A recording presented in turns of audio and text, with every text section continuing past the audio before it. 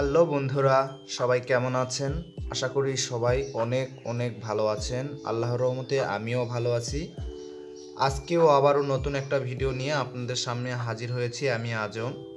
একদমই নষ্ট, তো নষ্ট বক্স কিভাবে ঠিক করতে হয় আজকের এই ভিডিওতে স্টেপ বাই স্টেপ আমি আপনাদের একদম দেখিয়ে দিব, যাতে করে আপনারা নতুন বা পুরাতন যে কেউ হন না কেন আপনারা কিন্তু খুব সহজেই এগুলো ঠিক করে নিতে পারবেন। ঠিক আছে, যদি পাওয়ার প্রবলেম হয়, যদি আপনার পাওয়ার না আসে, বক্সে যদি পাওয়ার না আসে, তাহলে আপনারা খুব সহজেই সমাধান করে নিতে পারবেন। তো চলুন আর কথা না বাড়িয়ে আজকের মূল ভিডিওটি শুরু করা যায়। তো আমরা এখানে দেখতে পাচ্ছি এই পাশে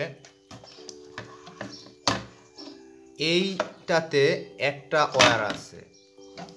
ঠিক আছে, একটা ওয়্যার আছে। তো এই একটা ওয়্যার আমরা দেখতে পাচ্ছি যে এই ওয়্যারটা আমাদের এইখান থেকে এসেছে। এটা হচ্ছে শুধুমাত্র আমাদের স্পিকারের জন্য, এবং স্পিকারের লাইনটাই শুধু এই সেকশনটাতে আছে। ঠিক আছে, তো এইটা আমাদের বিশেষ করে হাত দেওয়ার দরকার নেই, কেননা এটা আমাদের পাওয়ারের কোনো সংযোগ এইখানে নেই। আচ্ছা, এখানে আমরা যদি একটু খেয়াল করে দেখি তাহলে আমরা দেখতে পাবো কি কি আছে এইখানে। আমি একদম খোলাসা করে আপনাদের দেব, যাতে করে আপনারা খুব সহজেই যেন এইগুলো ঠিক করতে পারেন। তো এইটা আমাদের, যেহেতু এই লাইনটা স্পিকারের জন্য, স্পিকার। আচ্ছা, এইটা আমাদের কি? এইটা হচ্ছে যেটা গত পর্বে ভিডিওতে আমি আপনাদের দেখিয়েছিলাম, তো সেই বিষয়টা। এইটা হচ্ছে অডিও ইনপুটের লাইন।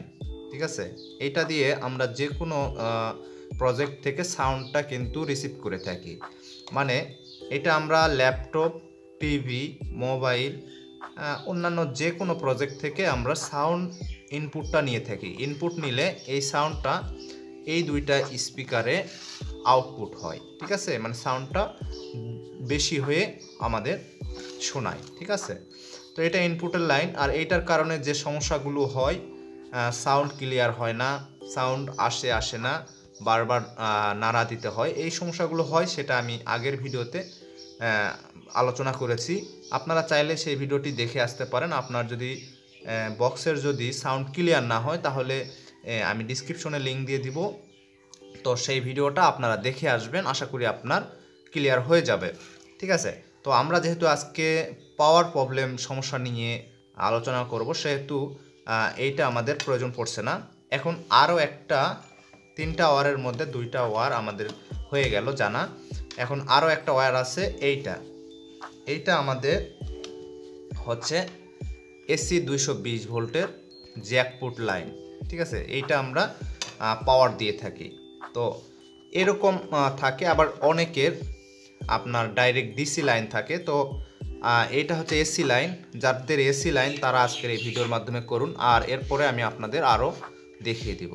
তো এইটা আমরা 220 ভোল্টের লাইনে দিয়ে দিলাম।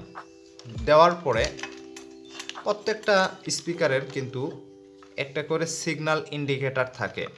ঠিক আছে, সিগন্যাল ইন্ডিকেটর কিন্তু থাকে। তো সেম এইটাতেও আছে, যে এইখানে সিগন্যাল ইন্ডিকেটর আছে, কিন্তু এখানে কিন্তু আমাদের সিগন্যাল ইন্ডিকেটরটা কারেন্টে 220 ভোল্টে দেওয়ার পরেও কিন্তু জ্বলছে না। ঠিক আছে, তো এইটা হচ্ছে পাওয়ার অন অফের সুইচ। তো এখানে আমি সুইচটা দিলাম, দেখুন, সুইচ দিলাম, সুইচ অফ করলাম, সুইচ দিলাম, সুইচ অফ করলাম, বাট আমাদের কিন্তু কোনো সিগন্যাল আসতেছে না। আচ্ছা, সিগন্যাল না আসুক, যদি আমাদের সাউন্ডটা আসতো না, আমাদের কোনো কিন্তু সাউন্ড আসতেছে না, এটা ভলিউম। তো এইটা দেখতে পাচ্ছেন পাওয়ার অন হচ্ছে না। পাওয়ার যদি অন হইতো তাহলে কিন্তু এখানে একটা সিগন্যাল চলে আসতো। তো এটা কি কারণে হচ্ছে, এখন আমি আপনাদের খুব সহজে যেন করতে পারেন সেটা আমি আপনাদের এখন দেখিয়ে দিব। তো চলুন আর আমরা এই কারেন্টের লাইনটা খুলে নিব। অবশ্যই আমরা যখন ইলেকট্রনিক্সের কাজ করব, অবশ্যই কারেন্টের যে 220 ভোল্টের লাইন বা এসি লাইন, এই লাইনটা যেটা করব সেটা হচ্ছে লাইনটা অবশ্যই খুলে দিয়ে আমরা কাজ করব। ঠিক আছে, তো এইটাকে আমরা একটু খুলে নিই, যে ভিতরে কিভাবে কি করা আছে সেই বিষয়টা। দেখিয়ে দিই কি করতে হবে। তো এখানে আমি একটি নাট, স্ক্রু নাট লাগিয়ে রেখেছিলাম যাতে করে আপনাদের খুব সহজে দেখাতে পারি, তাড়াতাড়ি ভিডিওটা লম্বা না হয়। আপনারা জানেন আমার ভিডিওগুলো একটু লম্বা হয়ে থাকে, এর জন্য আপনারা অনেকে কমেন্টও করেন। তো এখানে আমরা দেখতে পাচ্ছি দুইটি সার্কিট, একটি স্পিকার। তো এইটাকে আমরা দেখি প্রথমে।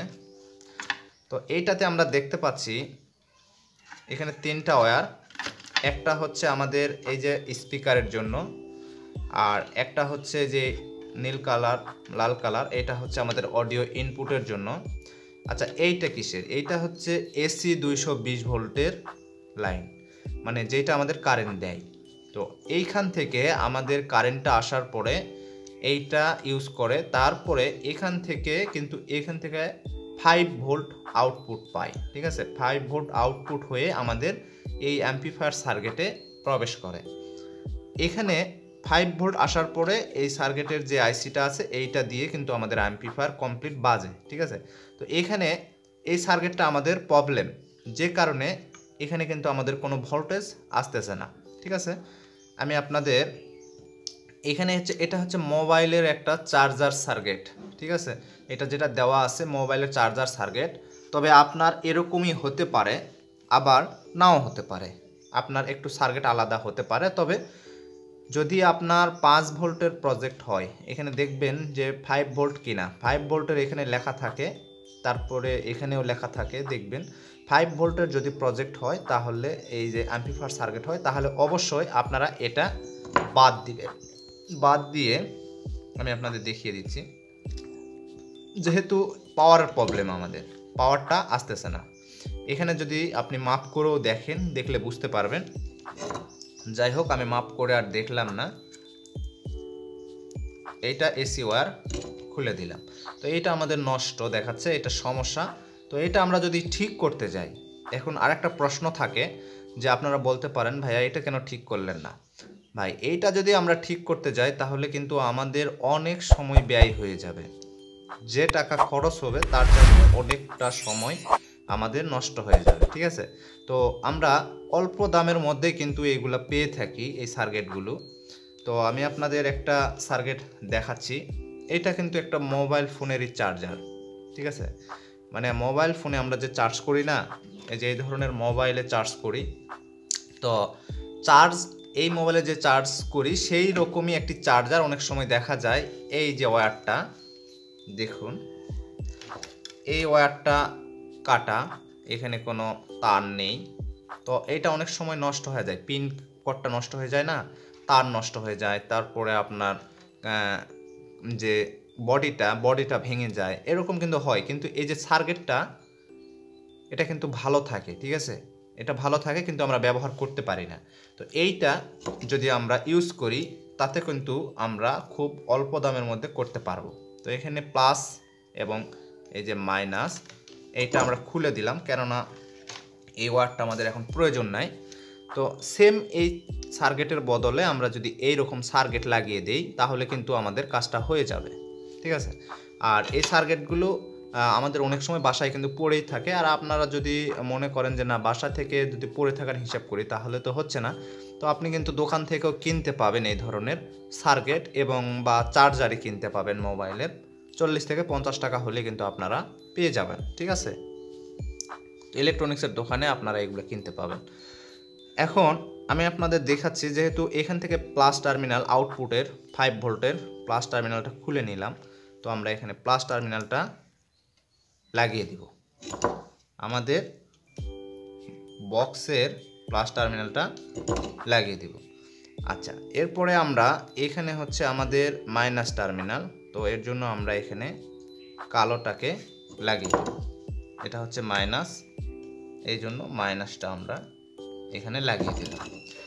তো এখন আমাদের অডিও ইনপুটের লাইনটা হয়ে গেছে, এখন এসি কর্ডটাকে লাগাতে হবে। তো এসি কর্ড আমরা জানি মোবাইল চার্জারের কিন্তু এখান থেকে এসি কর্ডটা হয়ে থাকে, এই যে এগুলোতে লাগানো থাকে একবারে জ্যাকের মতো। তো এটা আমাদের লাগিয়ে দিতে হবে এই যে এই টার্মিনালগুলোতে। ঠিক আছে, দেখুন এইটা হচ্ছে এসি ওয়্যার, এরপরে এসি ওয়্যারটাও আপনারা চেক করে নেবেন। অনেক সময় কিন্তু এসি ওয়্যারেরও সমস্যা হয়, আবার সুইচেরও সমস্যা হয়। ধুমধাম যদি আপনি সার্কিট চেঞ্জ করে দেন তাহলেও কিন্তু আবার না হওয়ার সম্ভাবনা থাকতে পারে। তবে সুইচ আর এসি কর্ডটাকে চেক করে নেবেন। আপনারা অনেকেই এটা জানেন, তারপর আমি বলে দিলাম।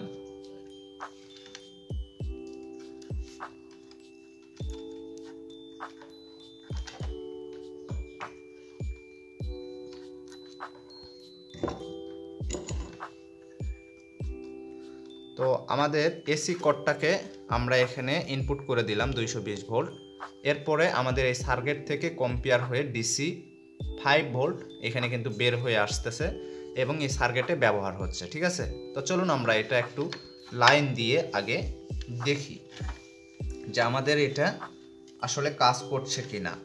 ঠিক আছে, তো এইটা হচ্ছে আমাদের 220 ভোল্টের লাইন জ্যাকপুট। তো এইটা আমরা এসি 220 ভোল্টের লাইনে দিয়ে দিলাম। আচ্ছা, দেওয়ার পরে আমরা একটা জিনিস দেখতে পাচ্ছি,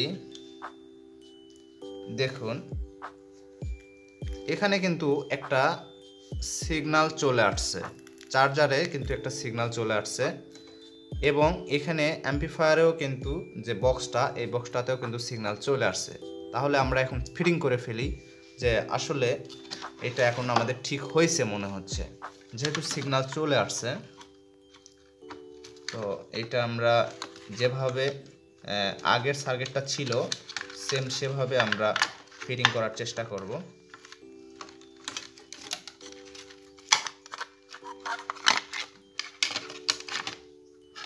তো স্পিকারটা এবং উপরের এই পার্টটা, তো দেখুন কিন্তু খুব সহজেই কিন্তু আমরা এগুলো ঠিক করতে পারি। ঠিক আছে, যদি আমাদের জানা থাকে তাহলে খুব সহজেই করা যায়। যদি আমার চ্যানেলে নতুন হয়ে থাকেন, হ্যাঁ, তাহলে অবশ্যই আমার চ্যানেলটি সাবস্ক্রাইব করে রাখবেন, তাহলে এইরকম ভিডিও কিন্তু আপনারা নোটিফিকেশান আকারে সাথে সাথে সবার আগে পেয়ে যাবেন।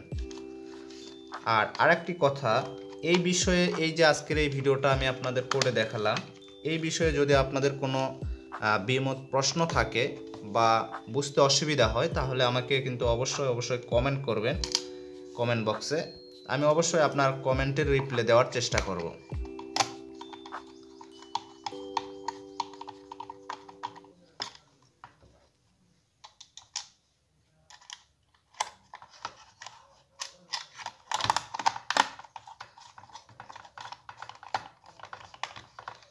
আচ্ছা, আমরা স্ক্রুগুলো বেশ কয়েকটা লাগালাম না, আমরা আগে চেক করে দেখি যে আমাদের যে সাউন্ডের ব্যাপারটা এটা ঠিক হয়েছে কি না বা লাইন আসছে কি না।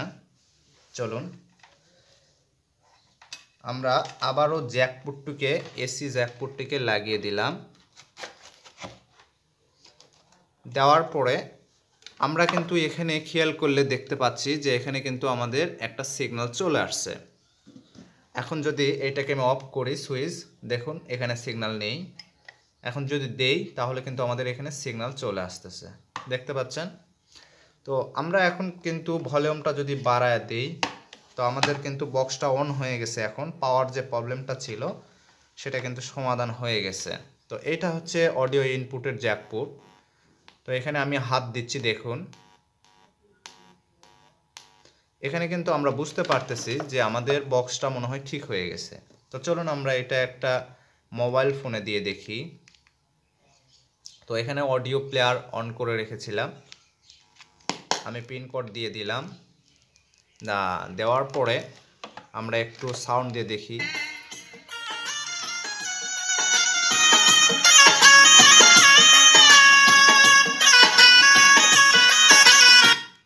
দেখতে পাচ্ছেন দর্শক বন্ধুরা, এখানে কিন্তু সাউন্ড কোয়ালিটিটা ভালোই চলে আসছে। দেখুন আর একবার দেখাচ্ছি।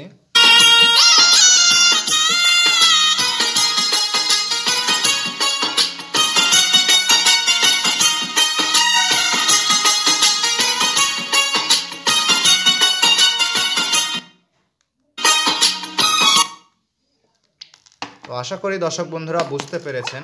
এভাবে এই মিনি কম্পিউটার বক্সগুলো কিন্তু মেরামত করা সম্ভব। পাওয়ার প্রবলেম হলে আপনি ঠিক করে নিতে পারবেন আজকের এই ভিডিওতে। তো ভিডিওটা ভালো লাগলে লাইক করে দিবেন এবং চ্যানেলে যদি নতুন দর্শক হয়ে থাকেন, কোনোভাবে এসে থাকেন, তাহলে অবশ্যই চ্যানেলটি সাবস্ক্রাইব করে পাশে থাকা বেল আইকনটা বাজিয়ে রাখবেন এরকম নিত্য নতুন ভিডিও পাওয়ার জন্য। তো সবাইকে ধন্যবাদ জানিয়ে শেষ করছি আজকের ভিডিও। সবাই ভালো থাকবেন, সুস্থ থাকবেন, দেখা হবে পরবর্তী ভিডিওতে। ধন্যবাদ।